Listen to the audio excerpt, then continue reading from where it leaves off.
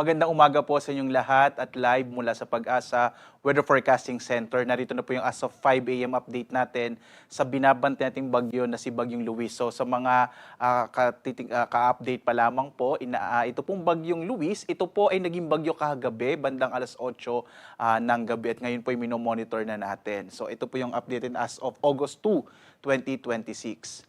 Sa ating latest satellite images, makikita po natin na yung Bagyong Luis, narito po ito sa may silangang bahagi ng Bicol Region. Ang huling lokasyon po nito as of 4 a.m. nasa 295 kilometers silangan ng Daet sa lalawigan ng Camarines Norte. Bahagya po itong lumakas, nasa 55 kilometers per hour yung kanyang lakas.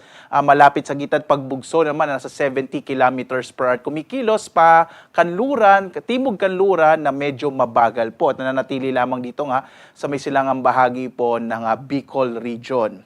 Samantala, mapapansin nyo, meron pa po tayo isang minomonitor na bagyo. Nasa loob na po kasi siya ng tinatawag nating Tropical Cyclone Information Domain. So dahil nasa TCI na po ito, simula na po sa pagbibigay natin ng update kay Super Typhoon Dolphin. May lakas po ito na sa 185 kilometers per hour malapit sa gitna.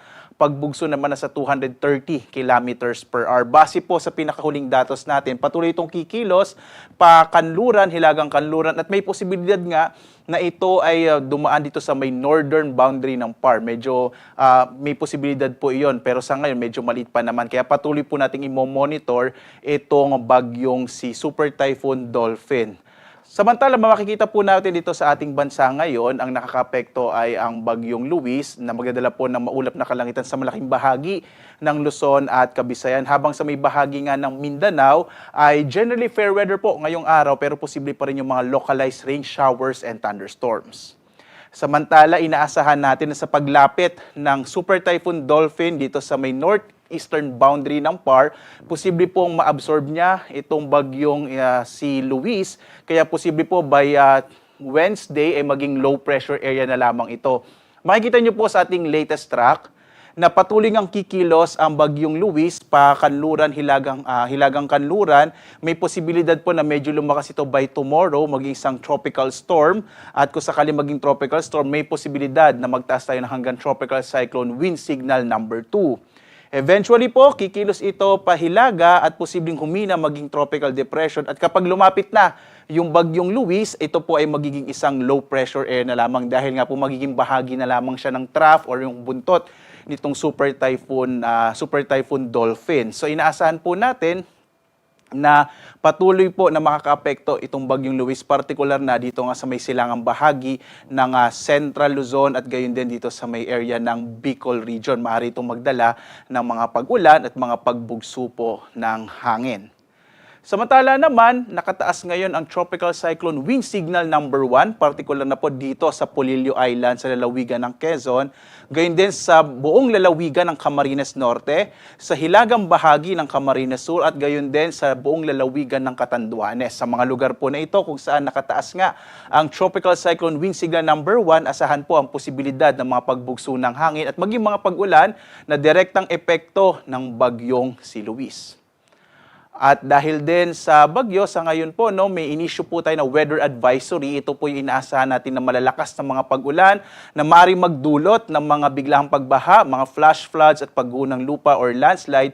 Partikular na po, ngayong umaga makakaranas na ng mga hanggang malalakas na mga pag-ulan itong mga lalawigan ng Quezon, Camarines Norte, Camarines Sur at maging sa Catanduanes. Mamayang hapon hanggang sa gabi, mararanasan naman po hanggang malalakas na mga pag-ulan dito sa may area ng Aurora, Quirino at sa Isabela, kung saan nga po direktang makakaapekto ang Bagyong Luis. Muli po, pinag-iingat po ng Pag-asa sa mga posibilidad po ng mga flash floods and landslides. Bukas naman, araw ng Lunes, inaasahan po natin magsisimula naman yung epekto ng hanging habagat dahil nga po lalapit yung bagyong may Super Typhoon Dolphin, palalakasin nito yung habagat at may epekto pa rin yung Bagyong Luis by tomorrow. Kaya po magiging maulan naman sa may area ng Cagayan at gayon din sa may area ng Isabela at magsisimula po yung epekto ng habagat magdadala ng malalakas na mga pag-ulan sa bahagi naman ng Pangasinan, Zambales at sa amin po dyan sa Bataan. So mag-ingat din po sa mga potential ng mga flash floods and landslides. Pagdating ng araw ng Martes, magpapatuloy po yung epekto ng hanging habagat habang kumikilos po pa rin itong bagyong si Super Typhoon Dolphin. Ito po yung magpapalakas ng habagat dito sa ating bansa. At dahil po doon, magpapatuloy ang hanggang malalakas sa mga pagulan sa Pangasinan, Zambales, sa amin po sa Bataan at dito sa Occidental Mindoro.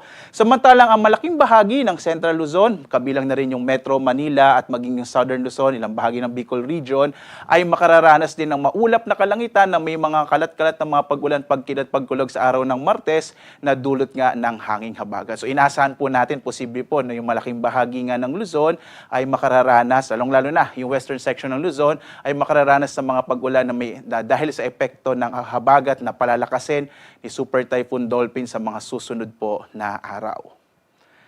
Samantala, meron pa rin po tayong mararanasang mga pagbugso ng hangin. Epekto po ito ng habagat at ng bagyong Luis. Ngayong araw, may mga pagbugso po ng hangin sa Marinduque, southern portion ng Mindoro Province, Romblon, mainland Masbate, Caluya Island, Siquijor, Southern Leyte, Camiguin at Dinagat Island. Samantala, pagdating po ng bukas, araw ng Lunes, hanggang Martes, magkakaroon pa rin hanggang sa malalakas sa mga pagbugso ng hangin sa malaking bahagi ng Luzon at Visayas, maging sa ilang bahagi ng Mindanao, sa Lanao del Norte, Misamis Occidental, Camiguin, Surigao del Norte, Dinagat Islands, Davao Occidental at Davao Oriental. So mga lugar po na ito, no, inaasahan po natin na posible po yung mga strong to gale force gust or mga pagbugso nga po ng hangin, kaya mag-ingat po sa mga kababayan natin. Sa lagay naman ng ating karagatan, sa ngayon po, wala pa tayong naka-issue na gale warning. Pero sa mga lugar kung saan naka-issue po o nakataas ang Tropical Cyclone Wind Signal number 1 dito sa may area ng Bicol Region at sa may silangang bahagi po ng Central Luzon, kabilang na rin po itong sa may Southern Luzon, ay mag-ingat po, no, na kung minsan po magpapalakas yung kung minsan po pag may mga thunderstorm, ay maaaring lumakas po yung pag-alon ng karagatan, lalo na sa may baybay dagat. So mag-ingat pa rin po yung mga kababayan natin. Samantala, ang next update po natin ay mamayang 11 a.m. So patuloy po na sundan ng iba't ibang mga social media platforms ng Pag-asa. Lalo't meron po tayong minomonitor na bagyo ngayon. Ito pong si Bagyong Luis. So sundan po ang Pag-asa sa X, Facebook at YouTube at sa dalawang websites ng Pag-asa, pag-asa.usc.gov.ph at panahon.gov.ph para updated po tayo sa lagay ng ating panahon. At live naman nagbibigay update mula po rito sa Pag-asa Weather Forecasting Center. Ako naman si Obet Badrina. Maghanda po tayo lagi para sa ligtas na Pilipinas. A blessed Sunday po sa inyong lahat.